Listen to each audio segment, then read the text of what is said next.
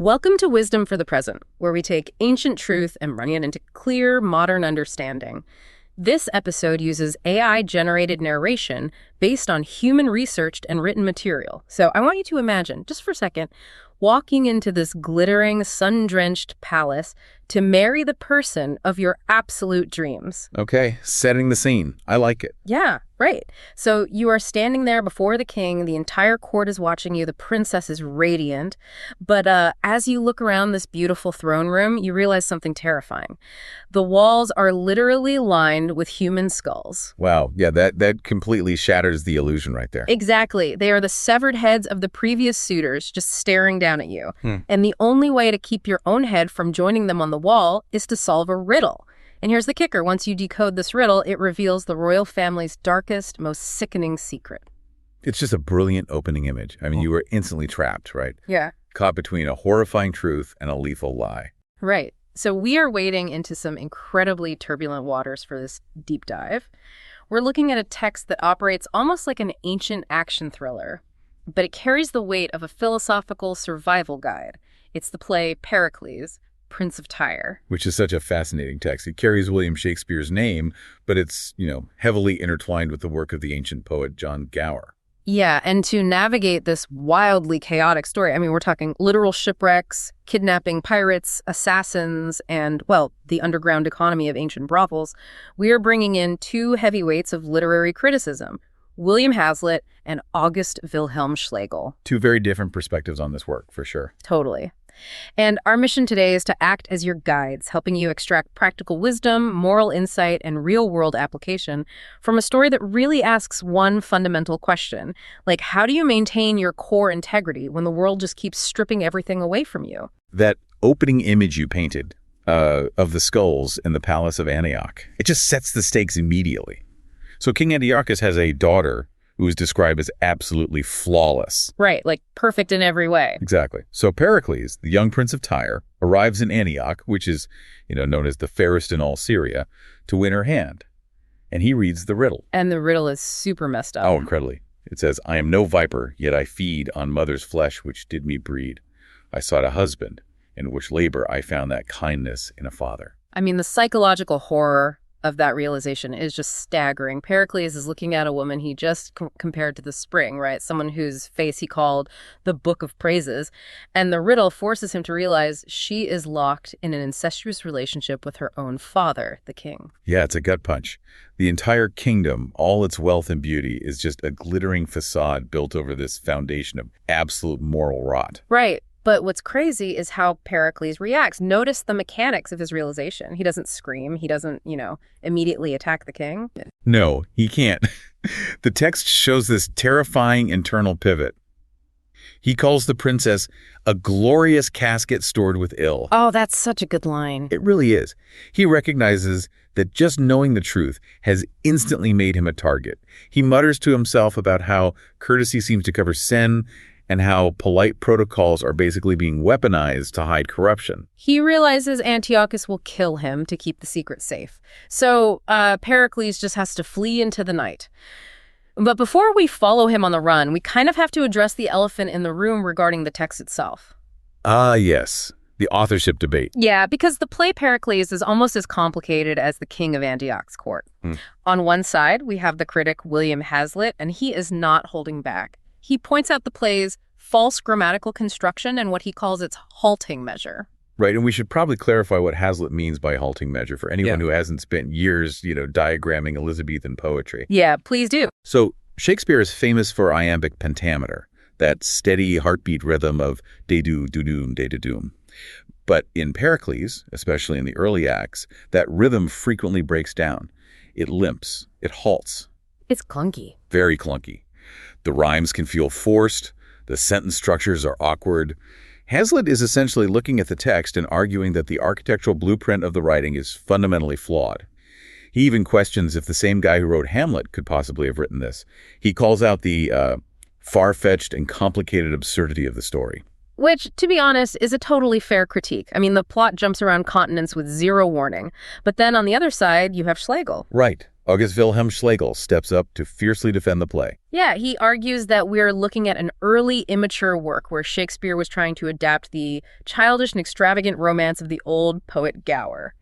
And Schlegel gives us this incredible rhetorical question. I love this quote. He asks, was Rome the less the conqueror of the world because Remus could leap over its first walls? That is just a brilliant defense. He's saying that just because the early foundations are messy or easily mocked doesn't mean the empire that gets built on top of them isn't spectacular. Exactly. He argues that even within this chaotic, occasionally clunky play, you can see the playwright digging deeper into his own mind and unearthing what Schlegel calls the richest veins of a noble metal. I am so fascinated by this tension between the two critics because, it faces a really critical question onto you, the listener. If a text is clunky or half-written by someone else or features a far-fetched plot, does the wisdom inside it lose its power? That's the real question, isn't it? Yeah. Think about getting truly life-changing advice from a notoriously flawed friend. Someone whose own life is a disaster. Maybe they can't hold down a job, but they sit you down and give you a perspective on your marriage that completely saves it. We have to be able to separate the transcendent message from the messiness of its delivery. Well, and that requires a really high level of discernment. If we demand absolute perfection from our sources of wisdom, we will be waiting forever. Oh, for sure. The imperfection of Pericles, the fact that it mixes crude execution with profound insight, it's an invitation for the audience to actively participate. You cannot be a passive consumer of this text. You have to sift through the dirt, identify that noble metal Schlegel talks about, and decide how it applies to real life. Which is exactly what Pericles himself has to do once he escapes Antioch. He has to do a massive amount of sifting.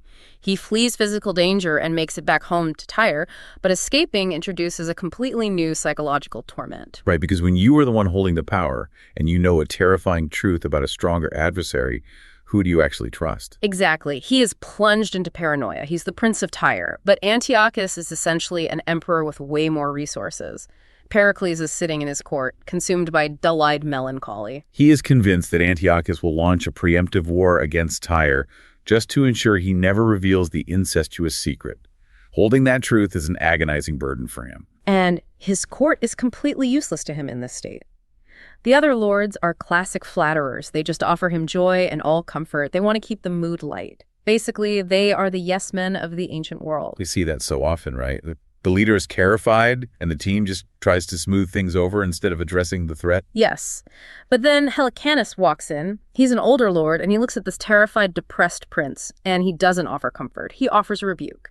He turns to the other lords and says, "They do abuse the king that flatter him. For flattery is the bellows blows up sin." That metaphor is so powerful. Let's examine the mechanics of it. A bellows forces oxygen into a fire, right? Making it burn hotter and faster. Yeah, it accelerates the flame. Exactly.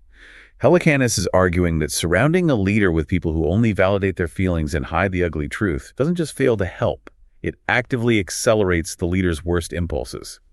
It blows oxygen onto the corruption. And he risks his own life to make this point. He tells Pericles that reproof fits kings as they are men, for they may err. He even drops to his knees and challenges Pericles to execute him, saying, "Strike me if you please." Pericles' reaction here is what separates him from the tyrant Antiochus. Antiochus kills anyone who uncovers a flaw, but Pericles looks at Helicanis and praises him. Right, he says, "Sit down, thou art no flatterer." He publicly rewards the pushback. He validates the truth teller. We discuss this constantly in modern organizational psychology under the term psychological safety. Oh yeah, that's a huge buzzword right now. It is, but this is the origin of it. It's the concept of building an environment where an employee feels completely secure speaking truth to power without fear of retaliation. Helicanis demonstrates psychological safety in action, and Pericles proves his fitness to rule by protecting the man who dares to correct him. But let's bring this out of the ancient court and push back on the reality of that concept today.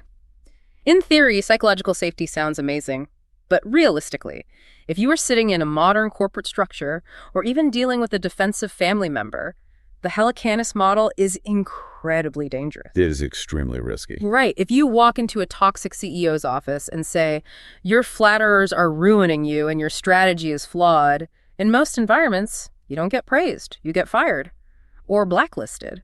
So how does a modern listener actually apply this without destroying their own livelihood? The danger is very real, and to be fair, the text doesn't shy away from it. Remember, Helicanis only survives because Pericles chooses to listen.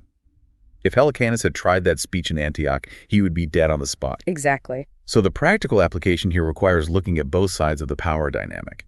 If you are a leader, whether you manage a team of 50 or you're leading a family, the mandate is to actively construct your own Helicanis. I like that, actively construct it. Yes. You have to ask yourself, who in my inner circle is explicitly authorized to tell me I am making a massive mistake? If you cannot name that person, you are highly vulnerable to the bellows of flattery. Okay, but what if you are the employee? What if you are the one without the structural power? Then your primary career objective, whenever feasible, must be to seek out a Pericles. You have to evaluate the environments you enter based on how leadership reacts to friction. Do they punish dissenting data, or do they invite it? That's a great litmus test for a job interview, actually. Exactly. Because if you realize you are working for an Antiochus, the wisdom of the text suggests that no amount of personal integrity will fix the system. Your goal shifts from fixing the environment to surviving it while planning your exit. Because if you stay too long in a corrupt system, you get consumed by it, which leads us to a profound observation about how these corrupt systems operate on a macro scale. So Pericles decides he cannot stay in Tyre. To protect his people from Antiochus, he sails away. But the ocean is completely unforgiving. Right. He gets caught in a massive storm, loses his ship, loses all his men, and washes up freezing and half dead on the shores of a place called Pentapolis. He is stripped of everything, and while he is hiding, trying to figure out how to survive, he overhears 3 local fishermen talking. This dialogue is a masterclass in comparative insight. It bridges the gap between the ancient social hierarchy and eternal economic realities. Yeah, tell us what they say, because it's so relevant. One of the fishermen asks how the fishes live in the sea. The first fisherman gives this chillingly precise answer. He says, "Why? As men do a land, the great ones eat up the little ones." Ooh. He goes on, "I can compare our rich misers to nothing so fitly as to a whale, a plays and tumbles driving the poor fry before him, and at last devours them all at a mouthful." He even says these land whales never leave gaping till they swallow the whole parish, church, steeple, bells, and all. The imagery is just so vivid. A whale opening its massive jaw and swallowing the entire town infrastructure. Pericles is listening from his hiding spot, and he realizes that these men who are at the absolute bottom of the social ladder understand the mechanics of power better than the lords in his own court. Because they are the ones being eaten. The fishermen are describing a systemic power dynamic that transcends time. It's a critique of monopolies, of unchecked consolidation, of any system where the great ones just tumble with the lives of the poor fry. And what's philosophically significant here is the source of the wisdom. Pericles, the educated royal, is getting a profound political science lesson, not from a philosopher, but from the raw lived experience of laborers. Right, which grounds the play in this gritty reality, despite all the extravagant romance stuff. Totally. And if you are listening to this right now, the parallel to our modern economy is unmissable. We see the whales everywhere. Massive conglomerates swallowing up independent businesses, buying up residential real estate, driving the poor fry out of their own neighborhoods. Yeah, the fishermen aren't just complaining about bad luck.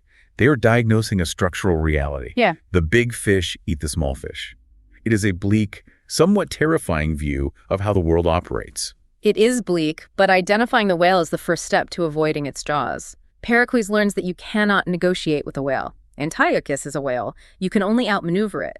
But what happens when the force that strips you of your stability isn't a human system, but the unpredictable violence of nature itself? That is exactly what Pericles faces next. Yeah. So he manages to recover his armor, wins a tournament in Pentapolis, and marries the local princess, Tyre. You would think the story allows him a moment of peace. You would hope so. Right. But they receive word that Antiochus is dead, struck by a fire from heaven, and Pericles can safely return to Tyre to reclaim his throne. So he, his pregnant wife Tyre, and their nurse set sail.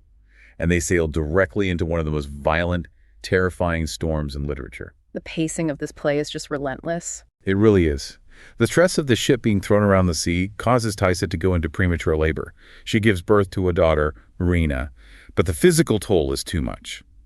Tyre seemingly dies in childbirth. The terror of the sailors in this scene is visceral. They are deeply superstitious men, and they believe the ocean will not calm down as long as there is a corpse on the ship. So they demand that Tyre's body be thrown overboard immediately. And Pericles is completely broken. He has just found happiness, and it is ripped away in a matter of hours. He begs for time to bury her properly, but the sailors refuse. So what does he do? He places his wife in a watertight chest. He fills it with spices, jewels, and the written scroll explaining who she is, and they seal the chest with pitch and tar. The text says it is caulked and bitumed to make it completely watertight, and then they hurl the chest into the raging sea. The grief of that moment is just unimaginable. The storm takes the chest, but it doesn't sink. It washes up on the shores of Ephesus. And this is where the narrative shifts from the destruction of the storm to the mechanics of restoration. The chest is found and brought to the estate of a man named Cerimon. Cerimon is such an important character. He is a wealthy lord, but his identity is not tied to his bank account or his title. He represents a total inversion of that whale mentality we talked about. Right, because when the local gentlemen marvel at how early he is awake, working and studying while others sleep, Cerimon outlines a philosophy that serves as the moral anchor of the play. He says, "I hold it ever. Virtue and cunning were endowments greater than nobleness and riches." And he adds that careless heirs might squander riches, but immortality attends virtue and cunning, making a man a god. Let's break down those words, virtue and cunning. For a modern listener, cunning sounds really negative. It sounds like being manipulative or sneaky, right? But in the linguistic context of the era, what does Cerimon actually mean? That's a great distinction to make. In this context, cunning means profound applied knowledge. It means craft. It means the rigorous study of how things work. Oh, interesting. So it's about skill. Exactly. Cerimon has spent his life studying medicine, biology, the natural world. He says he prefers to study the blessed infusions in metals and stones rather than chasing what he calls tottering honor. Tottering honor. That is such a good phrase. Isn't it? He sees the pursuit of political status as fragile and unstable. Money can be squandered. Titles can be stripped away. But the knowledge you hold in your mind and the moral framework you operate within your virtue and your cunning, those belong to you permanently. And he puts that knowledge to the ultimate test. They pry open this caulked, par-sealed chest, expecting to find treasure, and they find Tice's body. And this is where Hazlitt, our skeptical critic, just rolls his eyes. Hazlitt looks at the scene and says, "This is pure absurdity. A magical doctor resurrecting a corpse." Right, Hazlitt hates this part. But Schlegel looks closer. Schlegel sees the profound metaphor here. Cerimon doesn't use a magic wand. He uses intense practical observation. He notices she hasn't been in the chest long. He calls for fire. He calls for rough cloths. He applies heat. He's doing ancient CPR, essentially. Basically, yeah. He uses specific apothecaries and herbs he has spent years studying. He applies the cunning he was just talking about. The contrast is the point. Antiochus used his power to kill. The whales used their power to swallow the poor. But Cerimon uses his accumulated knowledge to bring a woman back from the edge of death. I am so struck by the balance Cerimon strikes in this moment of crisis. He is barking orders, "Get fire and meat for these poor men. Fetch hither all my boxes in my closet." He is taking hyper-practical, urgent action. But when he looks down at Tyre, he says, "O you most potent gods." Yes. He operates right at the intersection of relentless human effort and deep spiritual awe. He does everything in his power, but he doesn't suffer from the arrogance of assuming he controls the universe. It is the ultimate antidote to the anxiety of outcome. Cerimon applies the heat and the medicine. He does the work. But he surrenders the result. If she doesn't wake up, he knows he applied his cunning to the fullest extent possible. He views himself as an instrument of restoration, not the author of life and death. So if you are listening to this, how do you operationalize Cerimon's philosophy in your own life? The text asks you a very uncomfortable question. What is inside your own metaphorical chest? That's a great question. If the storms of the economy or sheer bad luck stripped you of your job title, drained your bank account, and took away your social standing, what do you actually have left to offer the world? What specific virtue and cunning have you cultivated that no one can take away? It forces a brutal audit of where we spend our time. Are we spending 80 hours a week chasing the tottering honor of a promotion that could vanish in a corporate merger? Or are we dedicating time to building skills, deep knowledge, and emotional resilience that endure regardless of our employment status? Yeah, and practically, a way to build this is to carve out 1 hour this week, just one, to cultivate a skill that has absolutely zero financial return, something that will never go on a resume, but makes you a more capable, insightful human being. I love that. And I love the idea of the cocked chest as a metaphor. You don't have to be the water rushing into the sinking ship. You can be the chest sealed off, preserving your inherent value even while submerged in a toxic environment. But what happens when the environment actively tries to pry open your chest and steal the value inside?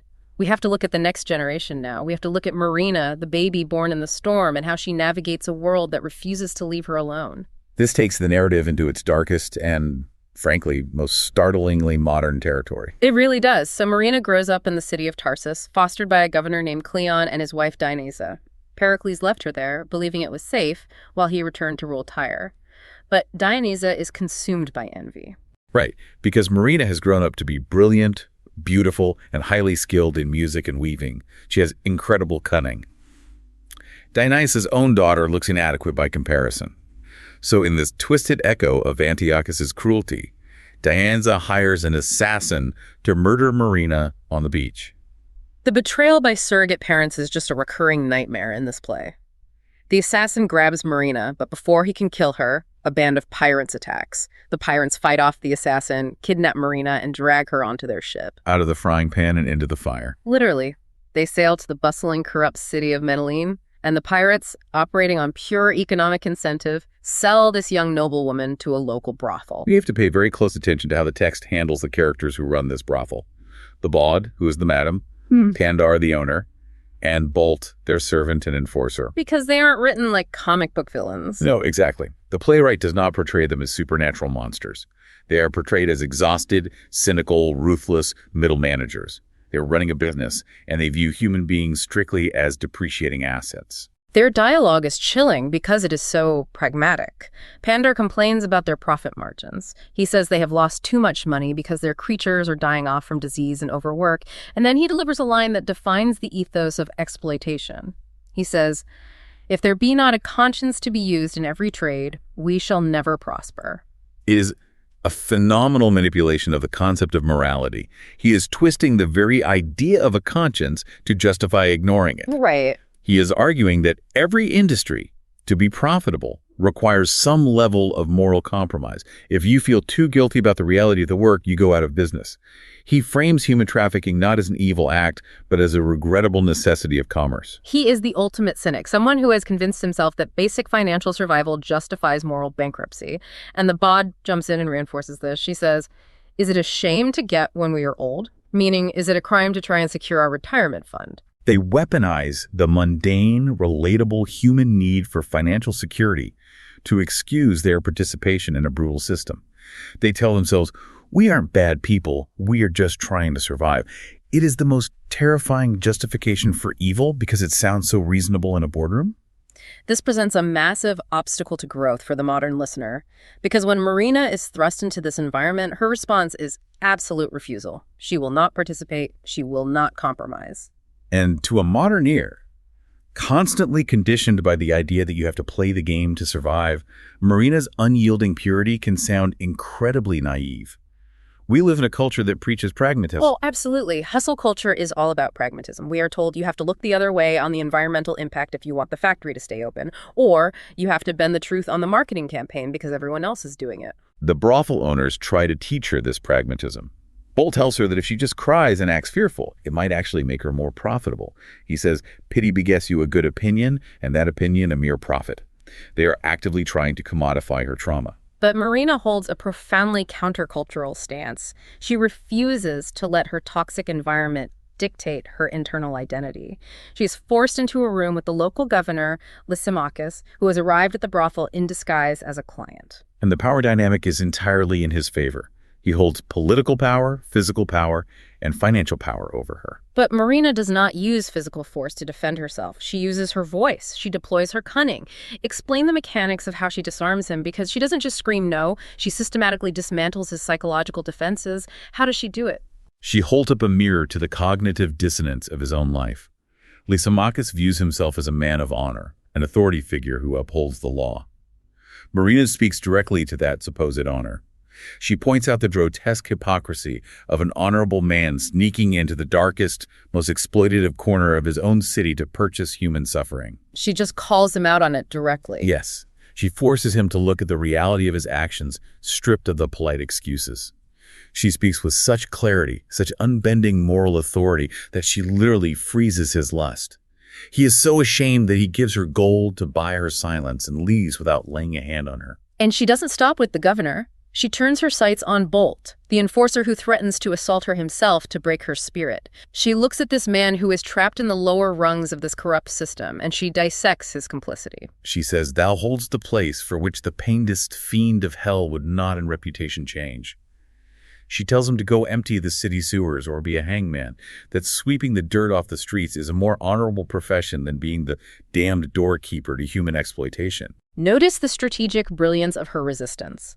She doesn't just critique the system, she offers an alternative value proposition. She takes the gold the governor gave her, hands it to Bolt, and says, "Use this to buy my freedom from the brothel, and I will make you more money in a clean way." Right. She tells him to advertise her actual skills, that she can sing, weave, sew, and dance.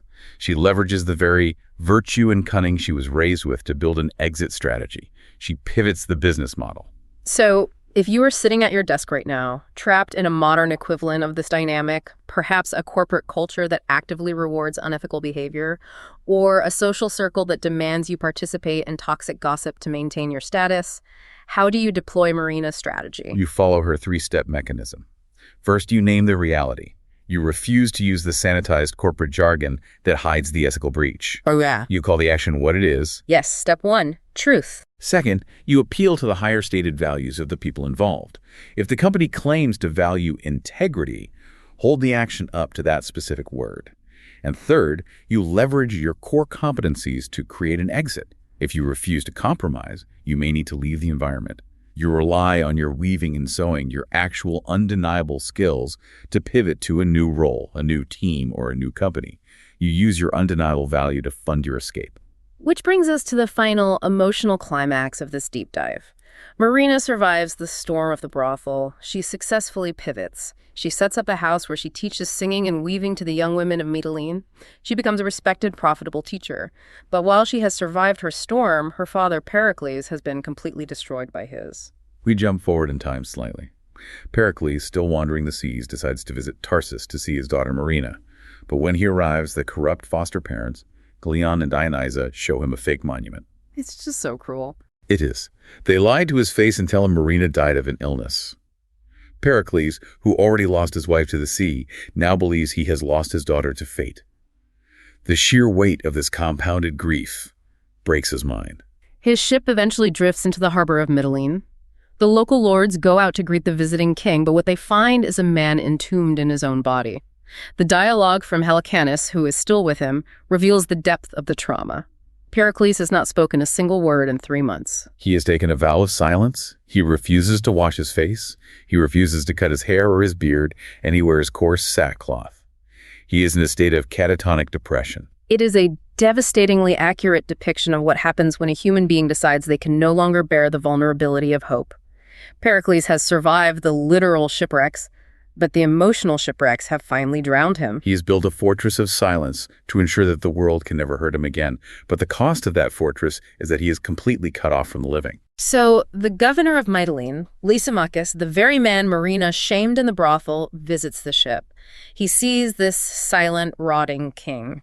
And Lysimachus remembers the incredible young woman in his city, Marina, who possesses what he calls a sacred physic, a healing presence. He sends for her, hoping her skills can cure the Silent King. And neither Marina nor Pericles has any idea who the other is. This is the moment where Hazlitt and Schlegel, despite their disagreements on the play's early clunkiness, agree that the text reaches the absolute heights of emotional resonance. The recognition scene. Yes, it is a masterpiece of psychological delicacy. Marina is brought to the dark, silent cabin of the ship. She sees this wild, broken man. She doesn't offer him cheap platitudes. She doesn't tell him everything happens for a reason. Right, none of that toxic positivity. None of it. She offers him the only thing powerful enough to pierce his silence, her own truth. Hazlitt specifically points to Marina's opening dialogue here as the defining idea of the text. She looks at Pericles and begins to sing, and then she speaks. And what she says is so profound. She tells him that she understands his grief, because she is a maid who hath been seated with a coward sort, and the world hath made a lasting storm, hurrying her from her friends. The world hath made a lasting storm. That phrase is the philosophical core of the finale. We are presented with two completely different, deeply human responses to the lasting storm of existence. Pericles represents one valid, entirely understandable response: shutting down, taking the vow of silence. He is the person who gets betrayed by a business partner and vows never to trust anyone in business again. He is the person who suffers a brutal divorce and decides to never pursue love again. He has closed the perimeter. Exactly. But Marina represents the profound alternative. She has been targeted for assassination by the people raising her. She's been violently kidnapped by pirates. She has been sold into sexual slavery in a foreign city. And yet, she retains her voice. She retains her agency. She retained her virtue and cunning. The storm hurled her from coast to coast, but she refused to become the storm, and she refused to let the storm silence her. And as she speaks, the mechanics of healing begin. Pericles hears her voice. It is the first thing to penetrate his depression in months. He looks at her face and realizes she looks shockingly like his dead wife, Tyre. He breaks his vow of silence. His voice is raw, hesitant. He starts asking her rapid-fire questions. What countrywoman? What is your title? He is terrified to believe what he is seeing. He pushes her away, then pulls her back. The tension in the dialogue is unbearable. She slowly reveals the pieces of her identity. She says her name is Marina. Pericles thinks he is being mocked by a cruel god. He demands to know who her parents were.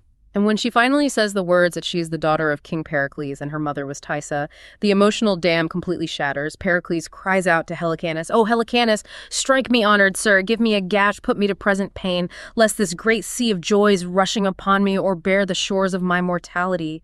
The joy is so overwhelming, he fears it will kill him. And in the immediate aftermath of this reunion, something extraordinary happens. Pericles pauses. He looks around the ship and asks Lysimachus, "But what music?" Lysimachus is confused. He says, "My lord, I hear none." But Pericles insists. He says, "The music of the spheres. Most heavenly music. It nips me into listening, and thick slumber hangs upon mine eyes." He falls into a sudden, peaceful, healing sleep. This music of the spheres concept is vital. Ancient philosophy suggested that the universe, the planets moving in their orbits, created a perfect divine harmony that human ears were too flawed to hear. But Pericles hears it. So what does that mean psychologically? Why does he suddenly hear the universe in harmony? Because the chaos of his internal world is finally resolved. When you are trapped in the lasting storm of grief, the world feels random, cruel, and discordant. But in the moment of profound connection, when truth is finally illuminated, the dissonance vanishes. He hears the music because he is finally in alignment with the truth of his own life. And while he is in this healing sleep, the goddess Diana appears to him in a vision and guides him to her temple in Ephesus. And it is there, serving as a high priestess, that he finds Tessa, who was revived by Cerimon years ago. The family is entirely restored. The application here requires us to look at the mechanisms of our own survival. The text asks you directly, when the unfairness of life feels like a lasting storm, do you silence yourself like Pericles? Or do you use your inherent worth to speak into the dark like Marina? Yeah, if you want to build Marina's level of resilience, you have to know your anchor. If you don't know your anchor, the storm takes you. You have to be able to write down 3 unchanging facts about your core identity, your skills, your intellect, your moral center, that no layoff, no market crash, no betrayal can wash away. And beyond our own survival, it is a call to radical solidarity. Pericles is lost. He is utterly gone. He only survives because Marina is willing to speak her truth into the dark space of a stranger's grief. We cannot control the ocean. We cannot stop the whales from trying to eat the small fish. But we can throw a rope to the person drowning next to us. We can be the voice that wakes someone up from their melancholy. Which brings us to our final thought. The play does offer a sense of cosmic justice. Cleon and Dionysa, the corrupt foster parents, are eventually burned in their own palace by their own citizens who are disgusted by their treason. But look closely at the heroes of the text. Pericles, Tyre, and Marina are not saved by a lightning bolt from the sky. No, they are saved by human hands. They are saved by Cerimon applying his years of study to a cold body. They are saved by Marina using her intellect and courage to fight her way out of a brothel. They are saved by a father and daughter simply refusing to let the silence win. The divine may be present in the world, as Schlegel would argue the underlying myth suggests, but it requires human courage, human craft, and human truth-telling to manifest. So consider this as you face your own lasting storms. What if the music of the spheres isn't some supernatural, unreachable magic? What if it is simply the sound of a human life, after years of navigating the chaotic, muddy waters of existence, finally recognizing the truth of its own endurance and the beauty of connection when the storm has finally cleared? That's the heart of this section. This is wisdom for the present, where understanding leads to clarity, and clarity shapes how we see and live. We'll see you in the next episode.